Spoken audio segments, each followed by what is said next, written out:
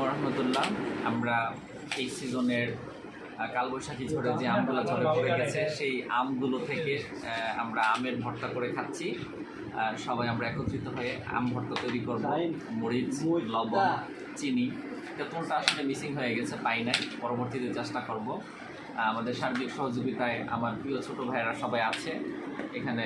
প্রথমে যার কথা না বললে নয়, আরমান খুব সুন্দরভাবে স্লাইস করে কাটতেছে। ও হচ্ছে আরমান, সুন্দর ছেলেটা। তারপরে এখানে ঈশান, সে পরবর্তী দিকে আম এনে দিয়েছে। খুবই ভালো একটা ছেলে, মনোযোগ সহকারে দেখতেছে কীভাবে পরবর্তীতে বউকে আম কেটে দিবে। ওইদিকে মুজিব খুব চেষ্টা পারে না, কিন্তু চেষ্টা করতেছে আরমান থেকে দেখে দেখে। তবে চেষ্টায় সব হয়, পারবা একদিন মুজিব। এরপর হচ্ছে সাজিদ প্রথম থেকে আছে, খুব ভালোভাবে কাজ করতেছে। নরসিংদীর ডন। তারপরে হচ্ছে এই যে কুমিল্লা লাকসামের নেতা আমাদের শাহিন ভাই, সেই হচ্ছে মাস্টার মাইন্ড। এই যে প্রথম সে উদ্যোগটা নিয়েছে আমের ভর্তা করার জন্য। তো ওভারঅল আরও আসবে, টুটুল ভাই, সাজিদ ভাই, ওরা দুজন আসবে, অ্যাড হবে।